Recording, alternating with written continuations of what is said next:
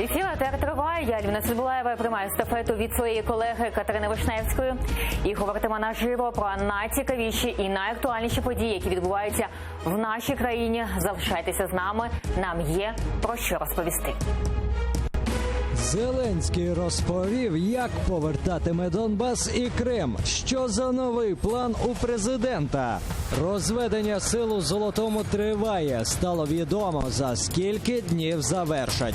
Чи дозволить Рада продавати землю? В парламенті засідає аграрний комітет. Вітаю всіх, хто долучився до прямого ефіру. Я вже рада представити нашого гостя. Ілля Куса, експерт аналітичного центру Українського інституту майбутнього. Вітаю вас. Доброго вечора. І говоритимо все, що відбувається сьогодні в нашій країні. Ось президент Володимир Зеленський розповів, як збирається повертати Крим і Донбас. Давайте його послухаємо. Українському суспільству потрібно домовитись між собою. І це дуже важливо. Тому що сьогодні всередині країни існують абсолютно різні бачення у питанні повернення Донбасу і Криму. Помилково думати, що ми швидко та з легкістю повернемо Крим військовим шляхом. Сподіватися, що все це станеться за змахом чарівної палички. І наш підхід до реінтеграції Донбасу і Криму повинен бути зваженим і, найголовніше, прагматичним. Ми повинні чітко відповісти самі собі, яка наша головна мета. Чи реально це? Як цього досягти? Та на які компроміси ми готові заради досягнення цієї мети? Пане Ілля, як гадаєте, на які компроміси ми готові заради повернення окупованих територій? Це питання до широких верств населення, дивлячись кого питати. Ось президент каже. Ми з вами можемо вирішити, на які компроміси ми готові. Президент, ці називаємо це червоні лінії, він їх і не озвучував. В деякому сенсі це правильно, тому що про такі речі публічно не треба говорити, тому що це частина нашої переговорної позиції. І тут теоретично можна розмірковувати як завгодно. Для нас головне це, звісно, перше, не робити кроків, які будуть загрожувати нашій державності і суверенітету, наприклад, повертати Донбас, прийнявши умову федералізації чи автономізації. Це погано. Пане Ілля, дивіться, якщо щойно ми послухали Зеленського, він сказав, що домовленості між нами немає, між українцями. Це правда. Про що це? Які домовленості? Це правильна теза. Я дуже радий, що насправді вона прозвучала, тому що я давно цього не чув. Він має на увазі, принаймні я це так трактую, я думаю, що саме це і мається на увазі, тому що я про це багато теж говорив, і мої колеги. В українському суспільстві немає національного консенсусу щодо того, що ми робимо з Донбасом і Кримом. Немає єдності щодо того, що ми хочемо. Тому що є дуже багато думок. Одні, наприклад, кажуть, давайте побудуємо стіну і все. Інші кажуть, ні, мир будь-якою ціною. Інші кажуть, давайте військовим шляхом. І є такі, які взагалі, нащо нам той Донбас, давайте жити собі і без них і так далі. Є багато думок. Національного консенсусу немає. Якщо його немає, будь-які мирні плани, вони приречені на провал, тому що буде реакція тієї чи іншої соціальної групи. Такі питання вирішуються шляхом такого широкого обговорення. І, в принципі, те, що президент піднімає це питання відсутності національного консенсусу, це позитивний сигнал. І продовжимо тему щодо Донбасу. Ось розведення сил в Золотому триває. Пропоную переглянути фрагменти бесіди представника спільного центру з контролю та координації з спостерігачами ОБСЄ. Дальше идет процесс протягом 30 дней разминирования участков, облагораживания дорог, убирания всяких допустим, инженерных перешкод на дороге. Через 30 дней верифицируем полностью, что разведение в золотом состоянии. Ось добровольці, що прибувають в Золотому, зняли відео. На ньому місію ОБСЄ в районі розведення сил. Та цікавий коментар. Давайте подивимось. рухався по маршруту село Катеринівка, Золоте 4. Катеринівка – це населений пункт, який згідно з плану відведення військ залишається в сірій зоні. Щойно спілкувалися з військовими, які стояли в Катеринівці, і їх зараз змушують відходити на територію, на дистанцію 1,5 кілометра. Зараз ми з вами зможемо спостерігати на контрольному пункті місію ОБСЄ, якої дуже багато. Тут дійсно дуже багато автомобілів, які спостерігають за так званим відведенням українських військ. В населеному пункті діє в населеному пункті Золоте 4, Катеринівка діє так званий жовтий пропускний режим, згідно якого сюди дозволений в'їзд лише місцевим людям, які прописані на цій території. Ось ми почули, Ілля, як взагалі вам розведення сил вже розпочалося сьогодні, вже другий день? Угу. Ну, в плані як? Як ви ставитеся, ваше ставлення, до чого воно може призвести? Ну, я до цього ставлюся, в принципі, позитивно. Ну, це виконання, це один крок до деескалації ситуації, якщо провести його нормально і грамотно. Там, що буде далі, залежить від багатьох факторів. І, власне, як саме і де планують розведення, увага на екран, як це взагалі виглядає? В місцях розведення біля Золотого на Луганщині має бути створено буферна зона 2 на 2 кілометри. Така сама зона розведення має бути і біля Петрівського на Донеччині. На майбутнє заплановано демілітаризовану зону завширшки в 2 кілометри вздовж усієї лінії розмежування. А ось екс-командир Азову певен, коли процес розведення завершиться, Росія завдасть удару. Андрій Білецький має прогноз, скільки населених пунктів захопить противник. Ми здамо 30 населених пунктів, частина з яких є стратегічними пунктами. Коли ми відведемо зі всіх 30 пунктів, от тоді, безумовно, вони їх і займуть. Займати ж окремо там станицю Луганську або Золоте, це не серйозно, це не надто великий прикуп для того, щоб цим займатися. А ось ветератер, військовий експерт Олег Старіков розповів, чи є вірогідність удару з боку Росії під час розведення. Такие заявления, что если войска разводятся и та территория будет захвачена противоположной стороной, так называемым первым и вторым армейским корпусом, это такие заявления, они ведут к дискредитации наших вооруженных сил, а также разведсообщества и контрразведывательных органов, и в том числе и Национальной гвардии. Это какие-то странные заявления. І до нас долучилася Лариса Волошина, журналіст. Вітаю вас в нашій студії. І ось ми побачили, послухали коментарі. Як гадаєте, в цих коментарях, в цих висловах більше військових таких дій? Чи все ж таки вони будуть використовувати в своїх діях в подальшому? Якщо спостерігати за тим, що ми зараз почули, дивіться, це такі технічні речі, що, безумовно, це зрозуміло, що під час розведення, яке проводить ОБСЄ, неможливо завдати удар. Це не Іловайськ, з якого на марші виходить армія, армійські підрозділи. Це все ж таки інше.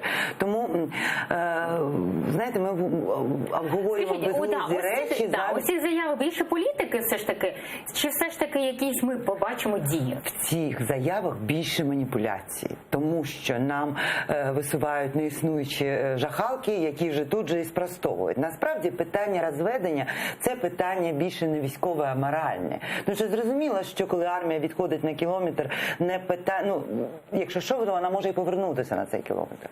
Тут питання моральне того, як залишаються території. Це фактично деморалізація армії, тому що для військових, які розуміють, що тут кожен кущ, все це пристріляно, все це, отут хтось загинув, тут, тобто люди це, і зараз вони мають це віддати, для них це питання деморалізації армії, що є вкрай небезпечним.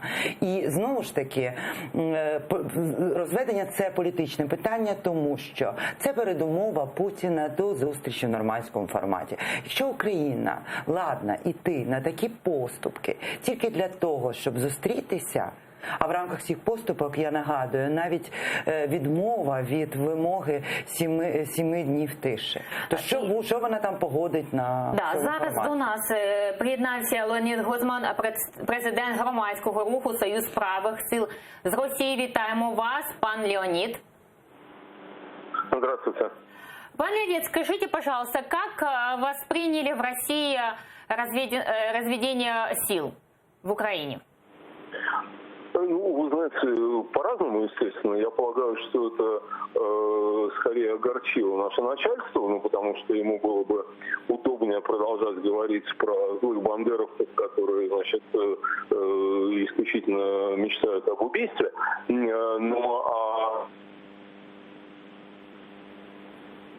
Понимаете, ведь вне зависимости от того, кто там от этого выигрывает, и чей это политический выигрыш, политический проигрыш, но всех надо понимать, что там же люди погибают. Там же постоянно погибают люди и с той, и с другой стороны. И большинство из них совершенно ни в чем не виноваты. Просто им вот так не повезло попасть в эту страшную мясорубку. И поэтому чем меньше войск, тем меньше жертв. Ну и дай бог людям жить, а не погибать. Леонид, расскажите, пожалуйста, как так называемые СМИ в России освещают события разведения сил Донецкой области? Ну, вы знаете, главная тема, которую дают официальные СМИ, они пытаются представить президента Зеленского абсолютно неадекватным, не способным проводить свою волю, находясь в жалком положении и так далее. Я ни в коем случае не оцениваю, я не имею никакого права оценивать, что у вас на самом деле происходит. Да? Прав президент Зеленский, правильно он себя ведет, неправильно. Это дело граждан Украины, разумеется, решать, а вовсе даже не мое. Но наши СМИ пытаются создать именно такое впечатление, что он на самом деле ничем не командует, что его в грош не ставят, и его министры, и его народ там, и так далее. То есть вот такая как бы атака персонально на него. Ну, кстати, раз такая атака на него, я думаю, это означает, что он сделал что-то правильно. Дякуємо вам. Леонід Гозман, президент громадського руху «Союз правих сил» з Росії, був з нами на зв'язку. Як ви гадаєте, Зеленський правильно робить? Дивлячись, про що ви? Про розведення сил, звичайно. Це плюс чи мінус? Це можна в таких категоріях, так, плюс, мінус, зрада, перемога. Розведення – це дуже складний процес. І це частина більш ширшого процесу виконання мінських домовленостей. Добре, Ілля, дивіться, мінські домовленості виконує українська сторона, але не виконує саме окупованої сторони, саме Росія, да, яка контролює нашу окуповану територію. Де, наприклад, ймовірність того, що буде захоплення села Золотого, це, мабуть, ніхто не... Ймовірність того є, тому що ми бачимо 6-й рік війни. А сепаратисти заходять на територію, яка була підконтрольна української держави. Що далі? Це результат розведення сил? Ні, дивіться, ви зараз задаєте вже питання ви сказали, що вони зайдуть в Золоте, що далі? Тому не треба обговорювати, неначе це вже сталося. Значить, ризик є. Ризик того, що не будуть виконуватися домовленості. Так вже було багато разів, всі це знають. Зрозуміло, що Росія не найкращий партнер, якому можуть довіряти в принципі. Просто тут це дуже широке і складне питання, тому що можна багато про що розмірковувати. Тому що, наприклад, розведення військ, воно не відбувається, не можна створити, наприклад, сіру зону між, ми розвели війська, і тут сіра зона, і все, в якій нічого немає, тому що її завжди будуть захоплювати. Хтось буде йти вперед, хтось назад, і армії будуть рухатися. В таку сіру зону зазвичай, якщо говорити про міжнародний досвід конфліктів, якщо є така сіра зона і розводяться війська, туди заходять або миротворці, або якісь інші моніторингові місії, які є стримуючим фактором між двома сторонами. І вони моніторять це перемир'я, відповідно. У нас цього немає, відповідно, звідси і розмови про те, що може бути ризик, а хто що захопить. Ми бачимо найближчим часом, що буде відбуватися в Золотому, а ось в Україні вже є інші думки. Ось під Офісом президента вчора зібралися противники розведення сил, палили фаєри, кричали «Ні капітуляції». Давайте подивимось разом. Ні капітуляції! Ні капітуляції! Ні капітуляції! Ні капітуляції!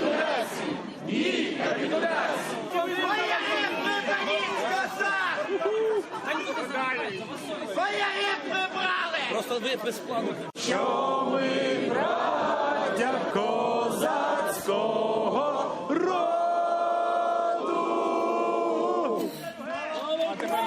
Героям слава!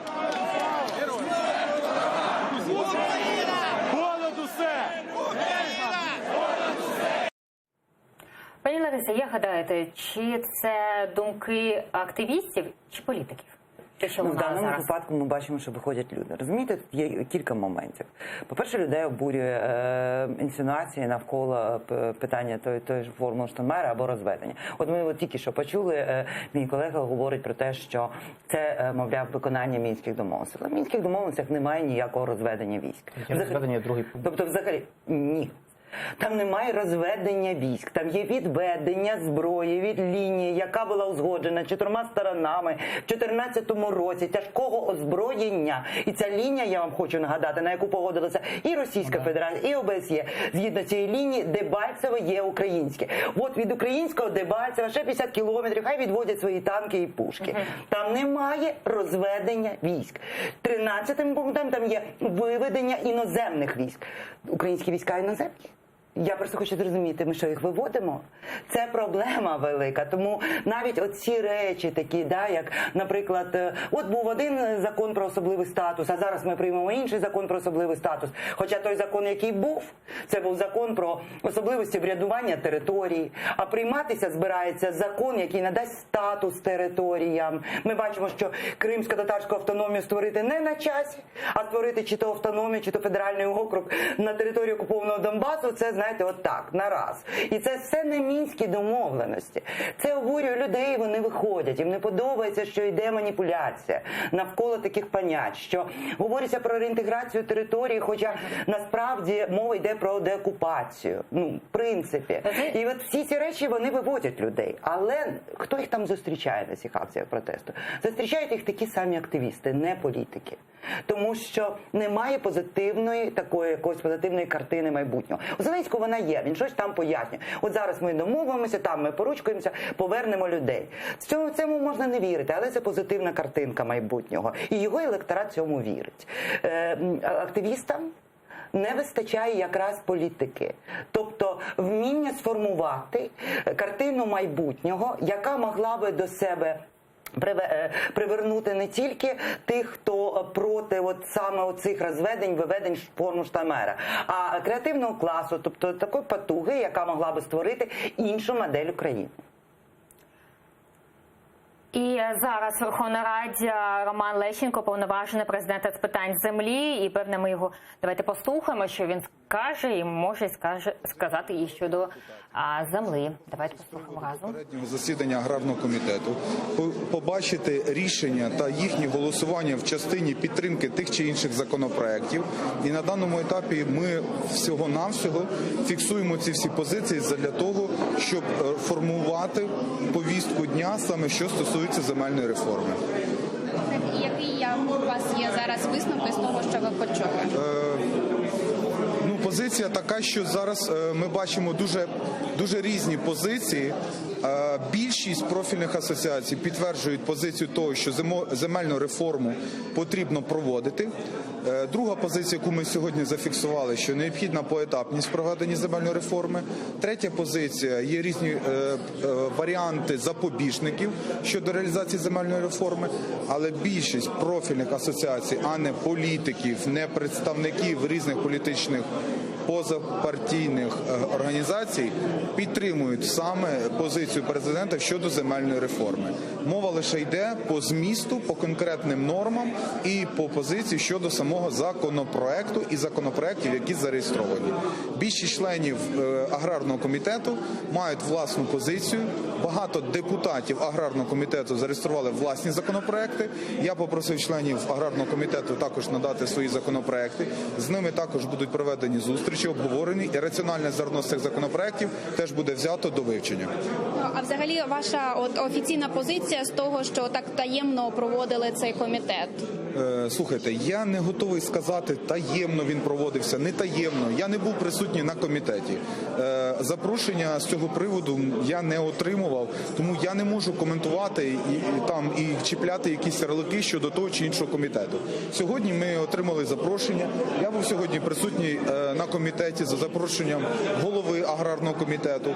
Сьогодні я побачив волю депутатів, їхні позиції. Це все зафіксовано, буде сформовано в аналітичну доповідну записку для президента і буде передано президенту для вивчення. Що будемо робити з кримськими землями? Чи росіяни зможуть скупити все? Я за це теж питання зараз вивчаю, що стосується безпосередньо окупованих територій. Є різні позиції щодо нормативного механізму, яким чином вирішити це питання, в тому числі власників паїв, які мають паї на окупованій території, але не можуть реалізувати своє право розпорядження та користування такими паями. Є кілька альтернативних напрацювань, ми зараз це питання вивчаємо. Думали над тим, що ці росіяни, які вже купили землю? І зараз був на прямому зв'язку Роман Лещенко, повноважений президента з питань землі. Як ви ставитеся до продажу землі? Ну, якщо то я ставлюся цілком позитивно, я все ж таки ліберал по своєму ідеологічному спрямуванню, але тут багато... А як же бути з Кримом? Ось наша колега питала щодо Криму. Кілька моментів, але питання, а як ставиться, нам кажуть, от президент вимчить, всі підтримують позицію президента, а яка позиція президента? То нам виходить пан Гончарук і каже, що ні, іноземці не будуть скуповувати землю. Вчора виходить президент Зеленський в цьому економічному форумі в Маріуполі і каже, рівні умови для всіх. Вони не домовилися, мабуть. Можливо. Насправді йде протиріччя один одному, тому це велике питання. А що стосується земель Криму, то це взагалі в мене таке враження, що я так само, як і нерухомість Криму, що взагалі мало хто усвідомлює собі проблему. Є певна ілюзія, що, мовляв, Україна заборонить оце продавати, і все буде прекрасно, і ми не будемо визнавати. Всі забувають про те, що насправді це не питання держави, забороняти чи не забороняти щось власнику. Власник має право власності, і він може продати. Він може продати без будь-яких нотаріусів, будь-як. Просто взяти і отак потиснути руку. Все. І насправді кримчани будуть продавати цю землю. І українська держава має не забороняти їм, а потім по факту, як це було в Хорватії, як це було в Боснії, визнавати, або, наприклад, як це відбувається в Палестині щодо скупівлі Ізраїлем земель і будинків, визнавати по факту через суд те, що ця оборудка купівлі-продажу відбулася. Держава має сприяти і викуповувати ці паї сама, щоб вони залишалися в руках української держави, а не розходилися по російських громадянах. Це має бути ціла програма. І таку програму, до речі, як контртезу вже створила Російська Федерація. Вона сприяє кредитами безвідсотковими, тому, щоб її громадяни купували у українських громадян нерухомість. Ми можемо не сумніватися, що Росія відкриє кредитні лінії і програми сприяння з купівлею російськими громадянами земель у українських фермерів в Криму. Ілля, як ви гадаєте, як ставитися до продажу землі? Загалом я цю реформу теж підтримую, але, звісно, потрібно, щоб були чітко прописані механізми регулювання цього і контролю. Тому що якщо їх не буде, все буде там хаотично, то зрозуміло, що це все перетвориться на чергову проблему в стратегічному плані, яку ми ще потім будемо багато років розбиратися з нею. Тому, в принципі, загалом ідея потрібна. Це давно вже реформа назріла, але потрібно дуже ретельно над цим подумати і не приймати поспіхом. А як контролювати землі саме окупованих територій Донбасу, Луганщини, Криму? Дивіться, законодавчо можна що завгодно прописати. Якщо ви по факту маєте на увазі, ми зараз не можемо ніяк це контролювати, це ж зрозуміло, поки вони окуповані. Законодавчо треба це врегулювати, зрозуміло, тому що ми вважаємо ці землі своїми, вони є тимчасово окупованими і так далі. Але по факту, І зараз з нами на зв'язку Олексій Мушак, народний депутат 8-го скликання. Вітаємо вас, пан Олексій. Моє вітання вам, вашим гостям та нашим глядачам. Дякую. Скажіть, будь ласка, як ви ставитеся до продажу землі? Потрібно це робити чи ні? Алло. Чуєте нас? Да, чую. Олексій, скажіть, будь ласка, чи потрібно продавати землю українську, чи не потрібно? Як ви ставитеся? Перше, українську землю продавати ніхто не буде, і українську землю не можна продати. А можна продати чи купити земельну ділянку з кадастровим номером та нормативно-грошовою оцінкою. Дивіться, там питання, якщо ви кажете в контексті земельної реформи, то воно так не стоїть, там продавати чи не продавати. Взагалі, Олексій, як ви ставитеся в цьому до цього? контексті стоїть питання наступним чином. Чи має право українець розпоряджатися своєю землею, чи не має права? Я вважаю, що він повинен мати право, і українець нарешті в Україні повинен отримати право купувати землю. Бо мені кажуть лише про продаж, але є ще купівля. І якраз за кордоном українець може купити землю, а в Україні він не може купити землю. Що це є неправильно, несправедливо, і в чому тоді сенс держави Україна, якщо в Україні українець має менше прав, ніж за кордоном. Дякуємо вам. Олексій Мушак, народний депутат 8-го скликання, з нами був на зв'язку.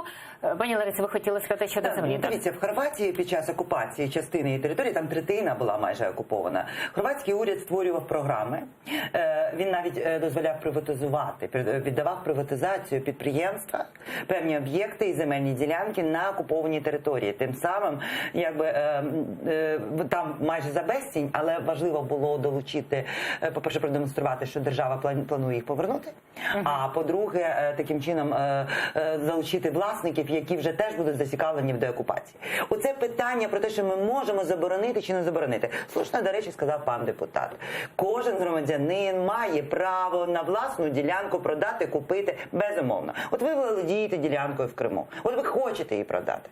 Але у мене немає доступу до Криму. Питання не в тому, але ви хочете її продати. І ви можете її продати з точки зору міжнародного права. Навіть якщо Україна не буде визнавати цих оборудок. Є таке поняття в міжнародному праві, я вже говорила це, доброчесний власник. Будь-який доброчесний власник може продати своє майно.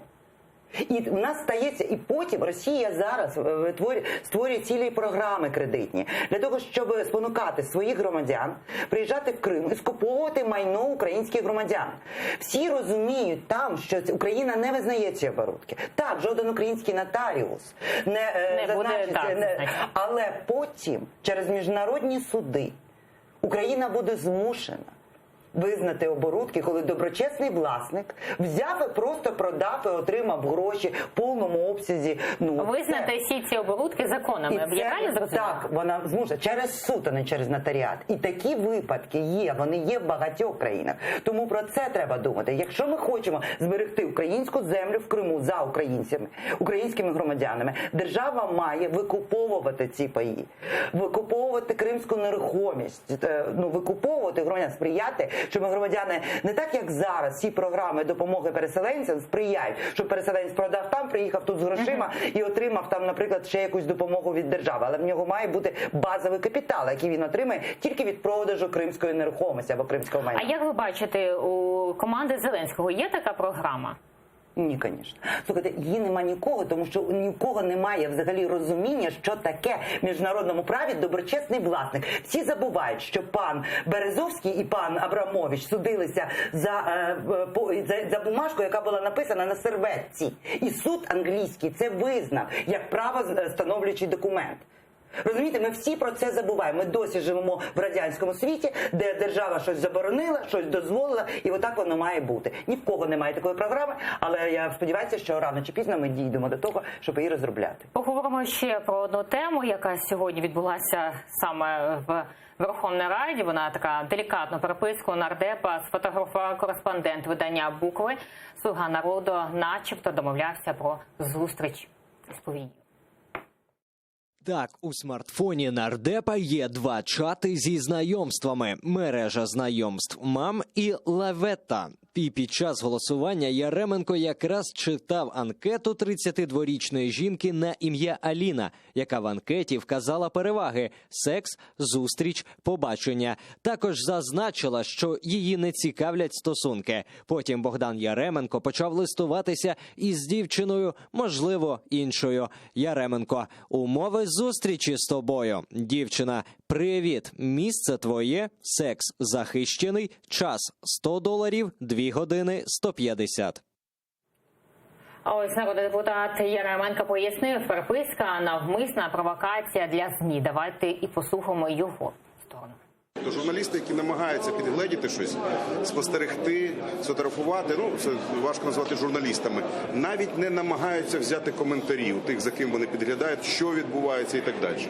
От проти цього ми виступаємо. І ми, звичайно, слідкуємо за тим, що відбувається зверху, розуміючи, що ці провокації будуть продовжуватись. І, власне кажучи, хоча колеги попереджали мене цього не робити, деякі виступали проти, я вирішив от свій спосіб таким чином продемонструвати протест, показати, що це не журналізм, це знущання над фактично інформаційними потоками, знущання над людьми. Коли щось побачили, не перепитали, не з'ясували і викинули як жовтий смажений факт. Не треба говорити про те, чого немає. Хочу поговорити щодо моральної якості нардепа. Що це взагалі? В чому питання? Моральна якість депутата 9-го скликання, як ви оцінюєте? Це «Слуга народу», це депутати, яким ми платимо гроші, депутати, і крім цього, це очільник закордонних справ Комітету закордонних справ Верховної Ради. Кримінального тут нічого немає. Я про не криміналі, я про моральну якість. З морального погляду це некрасиво, це, звісно, виглядає дуже аморально для певних соціальних груп. Хтось скаже, наприклад, особливо ліберальні налаштовані люди скажуть, нічого такого тут немає. В ліберальному світі це якби в цьому навіть насправді сама моральність такого зараз ставиться під сумнів. Для мене особисто це не дуже красиво було. Зрозуміло. Пані Лариса, як ви ставитеся щодо цього? Я не впевнена, що тут немає кримінального, тому що, дивіться, вона вже не легалізована проституція. Вона є, звісно, це вже більше не карний злочин, але це адміністративний злочин. І в даному випадку пан депутат, як він пояснює, щоб щось таке довести журналістам, спонукає до певного злочину людину. Це торгівля людьми. Він, розумієте, він же ж не подав документ, він же не є борцем за легалізацію проституції. Він фактично приймає участь в спонуканні до певного аморального, а можливо адміністративного порушення людину. Він переписується, і коли мова, це ж така провокація насправді, коли мова йде про гроші. Скільки років було цій дівчині? Він ще в курсі, що він зараз. Тобто це не дуже. Я вважаю... Це не перший такий приклад. Був Ківа. Сьогодні Яременка. Розумієте, Києва, там не було факту оборудки, купівлі людини за $100. Ми говоримо про те, що проституція в Україні не є легалізованою. Що за проституцію досі, або особливо за сутенерство, це є злочин. Тобто і зараз пан депутат, щоб, як він каже, показати аморальність журналістів, здійснює вчинок, який дуже сумнівний не тільки з точки зору моралі і етики, але й з точки зору законодавства. І це велика проблема, що ми вже давно не бачимо берегів. З іншого боку, ми бачимо, що Яременко виправдовується. Наскільки йому можна вірити? А навіщо йому вірити? Слухайте, навіть його виправдання говорить про те, що він не дуже розуміється ані в моралі, ані в етиці, ані в законодавстві. Як гадаєте, до чого можуть призвести? Це вже не перший випадок такий в Верховній Раді. Перший був ОПЖТ, ось «Опозиційна платформа за життя», сьогодні «Слуга народу». Що вони там роблять? Дивіться, жінка, проститутка – це вербовка. От в цьому небезпека. Оце велика небезпека, коли ми бачимо такі сумнівні речі, навколо яких, і навіть до яких має дотичність людина, яка знає державні секрети, яка впливає і формує політику, зовнішню політику країни в умовах війни. Як ми можемо тепер відноситися до, наприклад, якихось висловлювань пана Яременка? Чи це він говорить? Тобто оце велика проблема, тому що насправді є питання тут ще й безпеки. Лариса Волошина, журналіст, і Ілля Куса, експерт аналітичного центру Українського інституту майбутнього. Дякуємо вам, що були з нами. А далі ефір телеканалу АТR продовжить «Заман», і ми з вами зустрінемося через 20 хвилин. Не перемикайтесь, будьте з нами.